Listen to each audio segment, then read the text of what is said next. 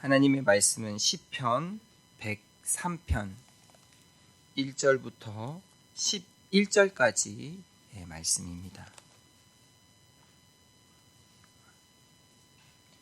103편 1절부터 11절까지의 말씀입니다.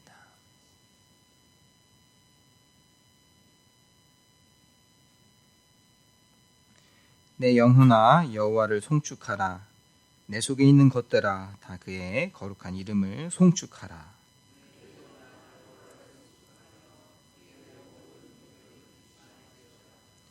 그가 내 모든 죄악을 사하시며 내 모든 병을 고치시며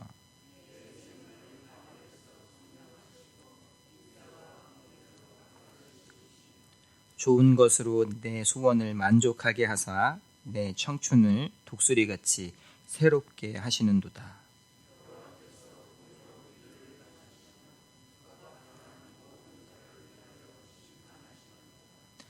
그의 행위를 모세에게 그의 행사를 이스라엘 자손에게 알리셨도다.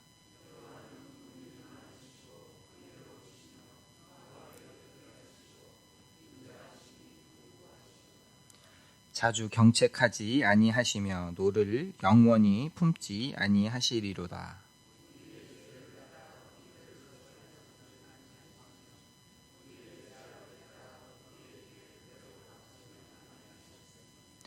이는 하늘이 땅에서 높음같이 그를 경외하는 자에게 그의 인자하심이 크심이로다. 아멘. 본문의 시편은 내 영혼아 라고 부르며 마치 자기 영혼과 대화하듯 그렇게 이야기합니다. 본문 103편의 시편뿐만 아니라 시편 42편과 43편에서도 내 영혼아 라고 부르며 자기 영혼에게 이야기하듯 권면합니다. 42편 11절 말씀입니다. 내 영혼아 내가 어찌하여 낙심하며 어찌하여 내 속에서 불안해하는가. 너는 하나님께 소망을 두라. 나는 그가 나타나 도우심으로 말미암아 내 하나님을 여전히 찬송하리로다. 아멘. 시편 43편의 5절 말씀도 내 영혼아 라고 부르며 방금 읽었던 말씀과 크게 다르지 않은 말씀을 반복합니다. 이 시편 42편과 43편에서는 모두 시를 지은 사람이 느끼는 삶에 대해서 깊은 절망과 슬픔을 표현하기 위해서 자신과 자신의 영혼 사이의 대화와 같은 방법의 문학적 형식을 사용하고 있습니다. 다만 이러한 깊은 절망과 슬픔을 표현하면서 인간과 현실의 이 고통에서 해방되지 못하는 그 영혼 사이의 내적인 대화는 그저 자신과 영혼과의 대화에서 끝나는 것이 아닌 이 자신과 영혼의 대화 가운데 제3자인 하나님을 초청함으로써 절망 가운데서 소망으로 나아가게 됩니다.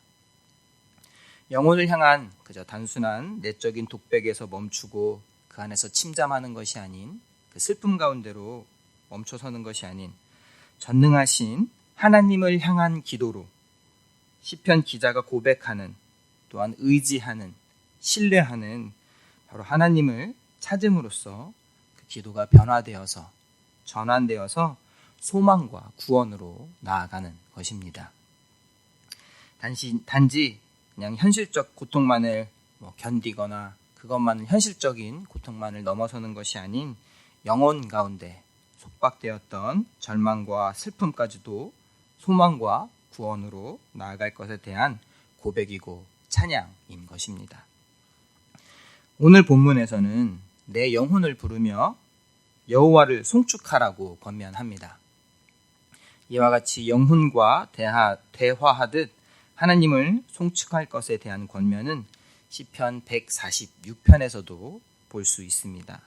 146편 1절 말씀입니다. 할렐루야 내 영혼아 여호와를 찬양하라. 아멘. 자기 자신의 영혼에게 이야기하며 그저 입술과 몸짓에 신체적이고 육체적인 것만이 아닌 영적인 자아까지도 그렇게 자신의 전적인 전심으로 하나님을 찬양하도록 권면하고 촉구하는 것입니다. 이와 같이 자신의 영혼에게 대화하듯 권면하는 것은 이 말씀이 선포되는 회중들 가운데 은연중에 함께 모인 모든 예배자들 전체에게도 하나님을 찬양할 것을 더 깊이 있고 강력하게 더 감동적으로 전달하는 그런 역할을 하게 됩니다. 공동체적이고 교훈적인 그런 효과가 있는 방법인 것입니다. 본문에서 다윗은 여호와 하나님을 송축할 것을 자신의 영혼에게 촉구하면서 특별히 하나님의 오래 참으심을 찬양합니다. 하나님께서는 긍휼이 많으셔서 노하기를 더디하시고 인자하심이 풍부하십니다. 또한 두고두고 꾸짖지 않으시며 노를 끝까지 품지 않으십니다. 우리가 지은 죄 그대로 갚지 않으시고 우리의 잘못 그대로 갚지 않으십니다. 이와 같이 본문의 시편은 하나님을 찬양함에 있어서 하나님의 오래 참으심, 하나님의 죄와 허물 가운데 심판을 유보하시는 그 하나님의 긍휼과 인자하심을 이야기합니다.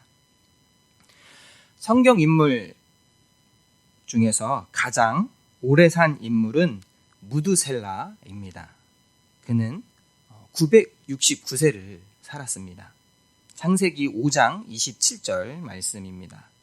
그는 969세를 살고 죽었더라.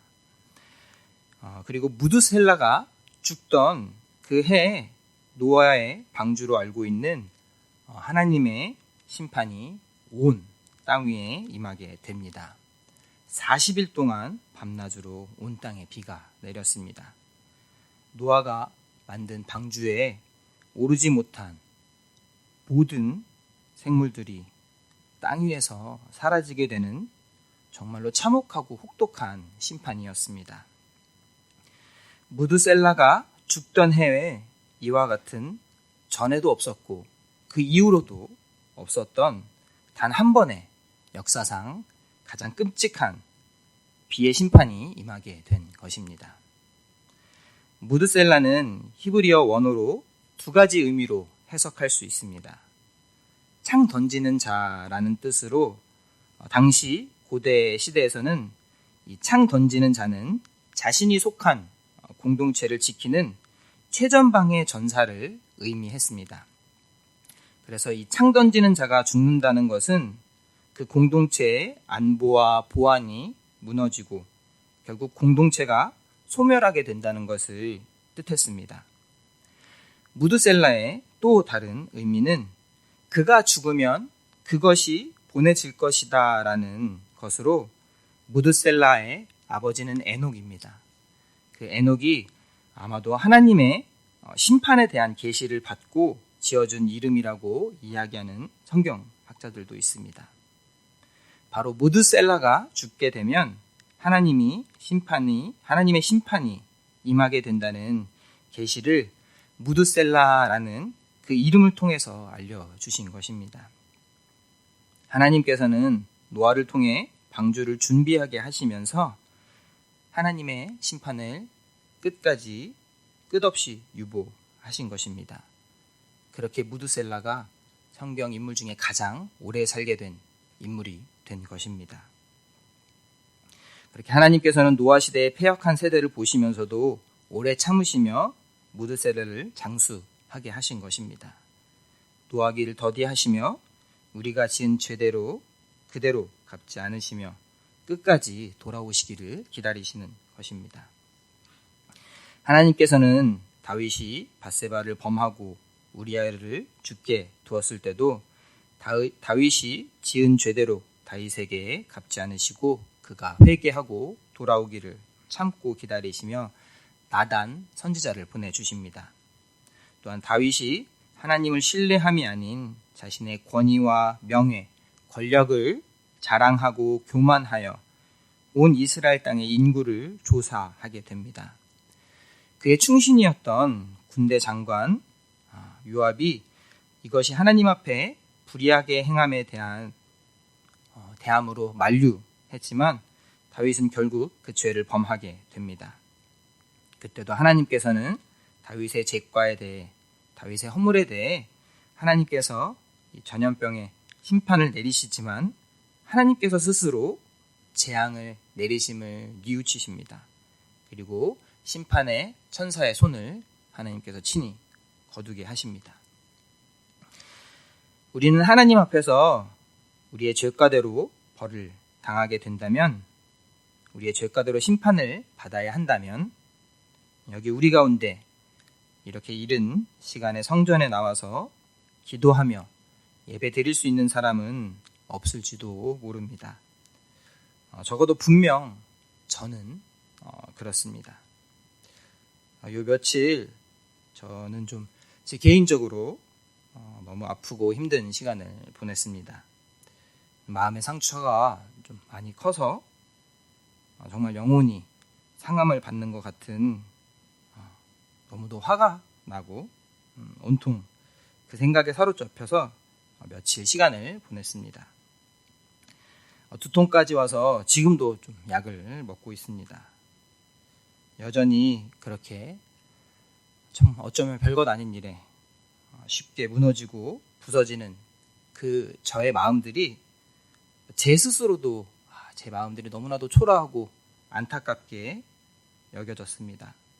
이렇게 쉽게 넘어지는 제 자신이 한편으로 가여웠습니다. 하지만 이런 모습 정말 이대로 오래 참고 기다리시며 십자가까지 허락하신 주님을 믿고 다시 고백하며 또한 부활을 통해 모든 것을 승리하시고 그 승리를 허락하시는 그 승리의 기쁨을 언제나 함께 나누기를 원하시는 주님을 다시 한번 바라보기를 고백하고 또 다짐하게 됩니다. 오래 참으시는 주님 앞에 우리가 조금 더 빨리 돌아설 수 있는 그런 저와 여러분이 되기를 간절히 원합니다. 기도하겠습니다. 아버지 하나님 감사합니다. 연약한 우리의 모습을 십자가 앞에 다시 한번 비추어 보고 고백하고 그 십자가 앞에서 우리를 따뜻하게 바라보시는 그 주님 앞에 시선을 맞추기를 원합니다. 부활의 승리의 기쁨을 충만히 나누어 주시고 함께 누리기를 기뻐하시는 그 주님 앞에 더 가까이 나아갑니다. 감사드리며 예수님의 이름으로 기도드립니다. 아멘. 하늘에 계신 우리 아버지, 아버지의 이름을 거룩하게 하시며 아버지의 나라가 오게 하시며 아버지의 뜻이 하늘에서와 같이 땅에서도 이루어지게 하소서. 오늘 우리에게 일용할 양식을 주시고 우리가 우리에게 잘못한 사람을 용서하여 준 것 같이 우리 죄를 용서하여 주시고 우리를 시험에 빠지지 않게 하시고 악에서 구하소서. 나라와 권능과 영광이 영원히 아버지의 것입니다. 아멘.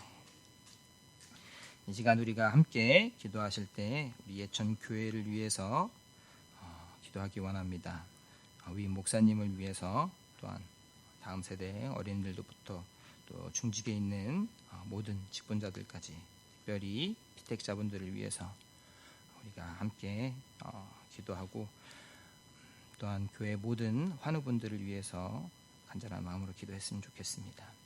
또 우리의 이웃 예천 지역과 우리가 매일 만나는 이웃들을 위해서 또 이 나라를 위해서 또 온 세계 열방을 향해서 열방의 선교사님들과 선교지의 영혼들을 위해서 기도하고 우리의 각자의 간절한 기도 제목으로 우리 골방 가운데 드리는 그 기도 제목으로 주여 한번 주님의 이름 부르고 함께 기도하겠습니다.